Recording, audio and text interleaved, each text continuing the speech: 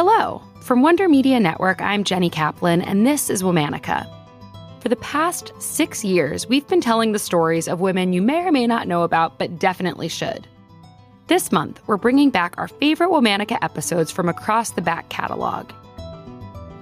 These are women across centuries and around the world who made their mark. With that, here's one of our favorite episodes.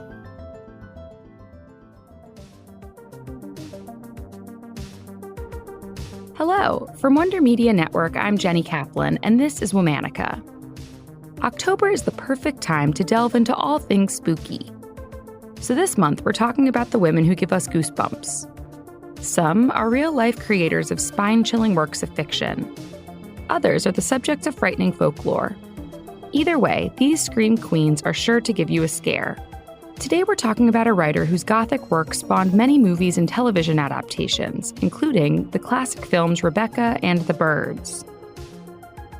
Let's talk about Dame Daphne du Maurier. Daphne was born on May 13, 1907, to a successful London theater family. Due to her family's affluent status, Daphne enjoyed the finer things in life. She spent much of her youth traveling through Europe and resting at her family's vacation home in Cornwall. In Cornwall, Daphne found the solitude she craved. It was there that she wrote her first novel, The Loving Spirit, in 1931. The book was a hit. Daphne's atmospheric writing and complex yet relatable characters grabbed readers.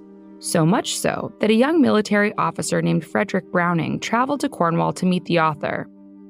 The two fell in love, and a year later they wed. Together, the couple moved to an expansive Cornwall estate named Menabilly. Daphne loved Menabilly and spent time restoring the estate as she wrote what she called her suspense adventures. Menabilly and its landscape even served as the backdrop to her most successful work, Rebecca. The novel, which opens with the line, "Last night I dreamt I went to Manderley again," tells the story of an unnamed young woman who meets and marries a wealthy widower after a brief courtship. Over time, she discovers that her new husband and his estate are haunted by the memory of his late first wife, Rebecca. The novel's mounting tension and raw emotion were the perfect blend of Gothic drama for readers. 2 years after it was published, Hollywood's master of suspense, Alfred Hitchcock, adapted the novel for the big screen. The film received 2 Academy Awards, including Hitchcock's only win for Best Picture.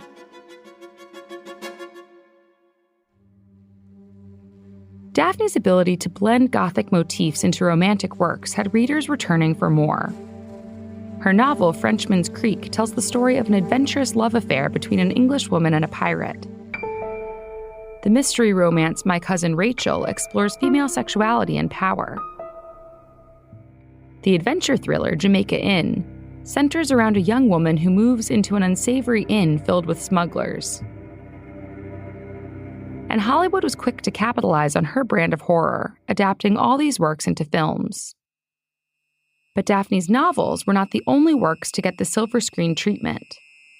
Her short stories were just as well received. Alfred Hitchcock's 1963 adaptation of Daphne's short story, The Birds, is perhaps the most celebrated example.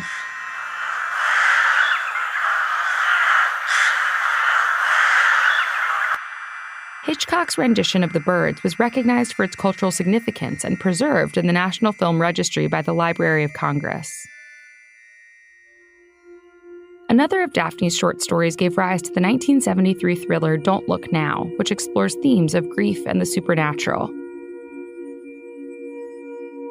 While Daphne gained international success and recognition, she was known as a private person who preferred to spend her time at her estate. Daphne moved out of beloved Menabilly after her husband died in 1965. 4 years later, Daphne was honored by the British Empire and named Dame Commander. Daphne died on April 19, 1989, in her home in Cornwall. She was 81 years old. Her stories continue to inspire and are still being adapted for modern audiences today. The second film adaptation of My Cousin Rachel was released in 2017, and in 2020, a remake of Rebecca was released on Netflix.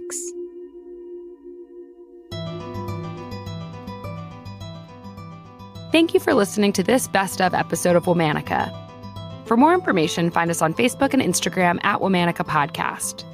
Special thanks to Liz Kaplan, my favorite sister and co-creator. Join us tomorrow for another one of our favorite episodes. Talk to you then.